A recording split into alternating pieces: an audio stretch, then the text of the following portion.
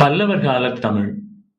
தமிழ் மொழி வரலாற்றில் பல்லவர் காலம் மொழியில் சில மாறுதல்களை ஏற்படுத்திய காலம்.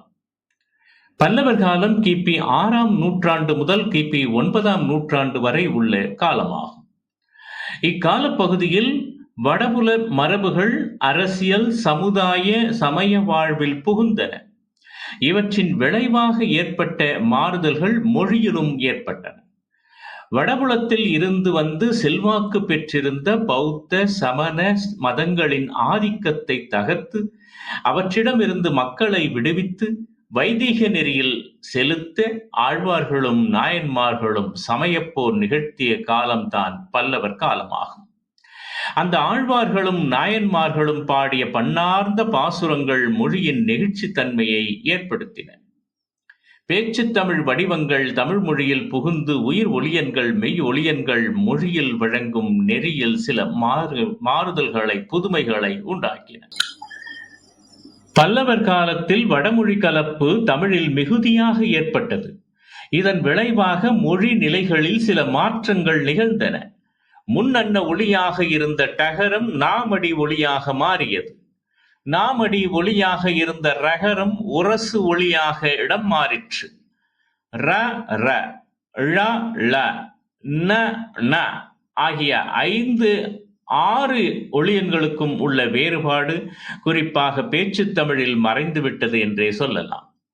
மெல்லெழுத்திலும் இடையெழுத்திலும் முடிந்த சொற்கள் பேச்சுத் தமிழில் உகரச்சாரியை பெற்று ஒலித்தன. மண் மண்ணு என்றும் பால் பாலு என்றும் உகரச்சாரியை பெற்று ஒலித்தன. வடமொழியை கலந்து பேசுவதும் எழுதுவதும் அவர்தம் பண்பாட்டு வளர்ச்சி என மக்கள் திளைத்தனர். எல்லா கலைத்துறைகளிலும் வடமொழி சொற்களே ஆட்கொண்டன. கேரளத்தில் தோன்றி காஞ்சியிலே பயின்று அங்கேயே வளர்ந்த ஆதிசங்கரர் பிரம்மசூத்திரத்தின் பேருரையை வடமொழியிலேயே எழுதினார். திருப்பெரும்புதூரில் பிறந்து காஞ்சியில் வளர்ந்து ஆழ்வார்களின் அருந்தமிழில் ஆழ்ந்து அதனையே பருகிய ராமானுசர் தம் தத்துவ கருத்துக்களை வடமொழியிலேயே நிலைநாட்டினார். பல்லவர் காலத்தில் வாழ்ந்த சமணர்களால் வட சொற்கள் கலந்து எழுதும் மணிப்பிரவாள நடை தோன்றியது. வட சொற்களும் தமிழ் சொற்களும் மணியும் பவளமும் போல் பொது எழுத்தாகி விகாரமின்றி தமிழில் வந்து வழங்கின. அதனை வடமொழி தற்சமம் எனப்படும். ஆரியத்திற்கே உரிய சிறப்பு எழுத்தாலும் பொதுவெழுத்தாலும் சிறப்புமாகிய ஈரெழுத்தாலும் வந்து திரிதல் முதலிய விகாரம் பெற்று தமிழில் வந்து வழங்கக்கூடிய மொழியை தற்பவம் என்று அழைத்தனர். சுகி, யோகி, சுத்தி போன்றன. பல்லவர் காலத்தில் வாழ்ந்த சமணர்களால் வட சொற்கள் கலந்து எழுதும் மணிப்பிரவாள நடை தோன்றியது.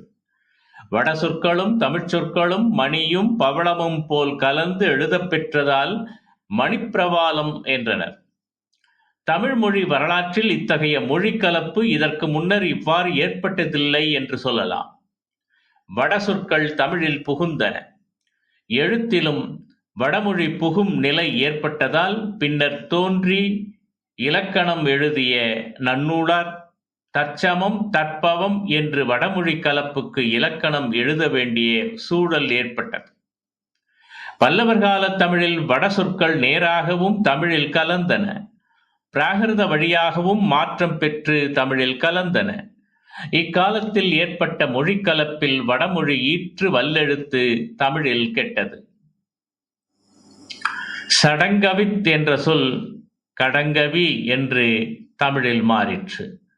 வித்யா என்கின்ற வடமொழி சொல் விச்சை என்று மாறிற்று. பரமேஸ்வர் என்ற வடமொழி சொல் பரமேச்சுவரன் என்று பிராகிருதத்தை ஒட்டி மாறியது.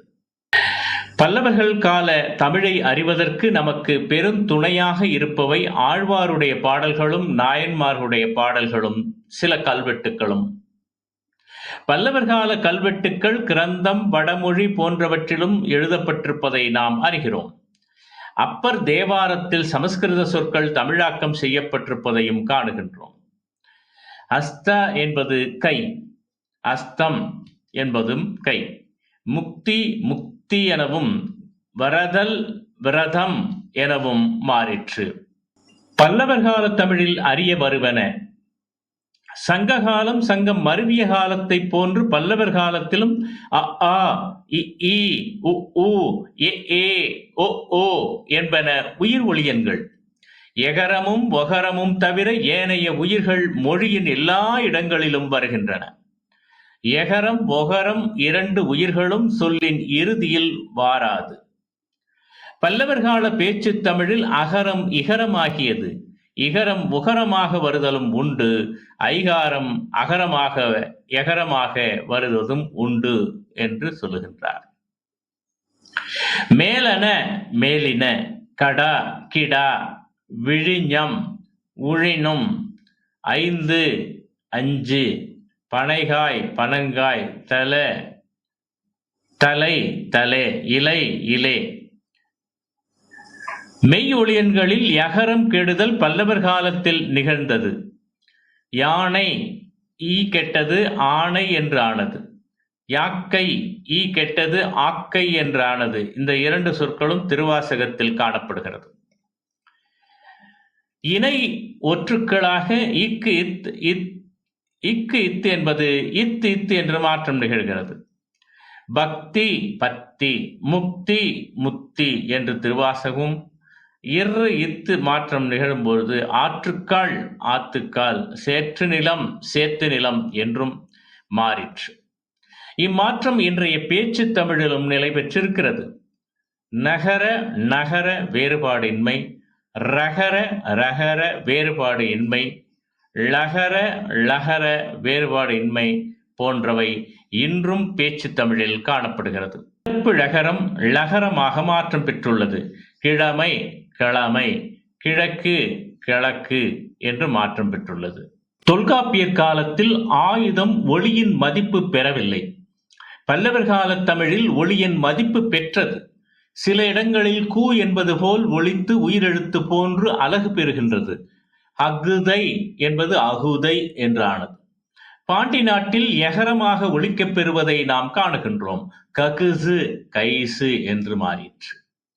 சங்கத்தமிழில் மூக்கொலியோடு வரும் வினை வடிவங்கள் தன் வினைப்பொருளையும் வெடிப்பொருளையும் வெடிப்பு ஒலிகளோடு, அதாவது வல்லொலிகளோடு வரும் வடிவங்கள் பிற வினைப் பொருளையும் தந்தன. ஆனால் பல்லவர் கால கல்வெட்டு மொழியில் சில இடங்களில் மூக்கொலியோடு வருவன பிற வினைப் பொருள்களை தருகின்றன. முழங்கு தன்வினை என்றும் முழக்கு பிறவினை என்றும் வந்தது. அழுத்து என்பதற்கு பதில் அழுந்து என்றும், தவித்தன என்பதற்கு பதில் தவிந்தன என்றும் வந்திருக்கின்றது.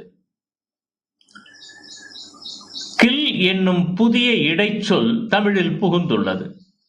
உண்ணகிலான் உண்ணகில் ஆண் உண்ணகிலான் என்று கில் என்னும் புதிய இடைச்சொல் தமிழில் புகுந்துள்ளது. நிகழ்காலம் காட்ட தனி இடைநிலைகள் பல்லவர் கால தமிழில் தோன்றின. கிறு கின்று ஆ நின்று என்னும் நிகழ்கால இடைநிலைகள் திருவாசகத்திலும் தேவாரத்திலும் இடம்பெற்றுள்ளன. மயங்குகின்றேன் மயங்குகின்றேன், கின்று ஏன் என்று வருகிறது திருவாசகத்தில். சங்கத்தமிழில் கல்விகுதி அகிரிணை பன்மைக்கு மட்டுமே வரும். பல்லவர் கால தமிழில் பதிலீடு பெயர்களிலும் வரத் தொடங்கின. நீர்கள், உங்கள், நாங்கள், அவர்கள் என்று அப்பர் தேவாரம். பெயர் சொற்களில் இரட்டை பன்மை சொற்கள் என்று உண்டு.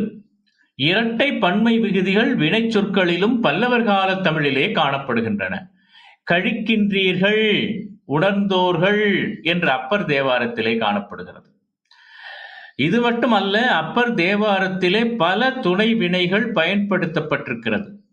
அப்பர் தேவாரத்தில் அருள், இரு, ஒழி, பெரு, இடு, போ, த, செய், புரி, வை, விடு போன்ற துணை வினைகள் மிகுதியாக பயன்படுத்தப்பட்டிருக்கின்றன. இதனால் துணை வினைகள் மிகுதியாக பல்லவர் கால தமிழில் இடம்பெற்றிருக்கின்றன என்பதை பார்க்கலாம். பிறமொழி கலப்பு மிகுதியாகி தன் விளைவே இத்தகைய துணை வினைகள் மிகுந்தமைக்கு காரணம் என்று சொல்லலாம். பல்லவர் காலத்திலே சைனர்கள் மணிப்பிரவாளத்தை வளர்த்தாலும், அரசியலார் வட சொற்களை பயன்படுத்தியதாலும், கற்றவர்கள் தம் பேச்சிலும் எழுத்திலும் வடமொழி சொற்களை புகுத்தியதாலும் பல்லவர் கால தமிழில் பெரும் மாற்றங்கள் நிகழ்ந்தன என்று சொல்லலாம். மேலும் இக்காலகட்டத்தில் வாழ்ந்த ஆழ்வார்களும் நாயன்மார்களும் பொதுமக்களை வைதிக நெறிக்கு இழுத்து பக்தி நெறியை பரப்ப முயன்றவையால் இது மக்களின் பேச்சு தமிழ் வடிவங்களையும் இலக்கிய தமிழுக்குள் புகுத்தின. இதனால் சங்கத் தமிழின் செறிவான நடையில் நெகிழ்வுத்தன்மை புகுந்து சொற்கள் நீள் வடிவம் பெற்றன என்று சொல்லலாம். உழி தருகின்றேன் என்று நீள் வடிவம் பெற்றதை பார்க்கின்றோம். எனவே பல்லவர் கால தமிழ் சங்ககால தமிழின் தொடர்ச்சி என்று சொல்லலாம். என்றாலும் பிறமொழி கலப்புக்கு ஆளாகிய தமிழ் என்றும் சொல்லலாம். அதோடு பேச்சு தமிழ் வடிவங்கள் இடைநிலையிலும் மொழி நிலையில் ஒருவித நெகிழ்ச்சி தன்மையும் ஏற்பட்டுள்ளன என்பதை சொல்லலாம்.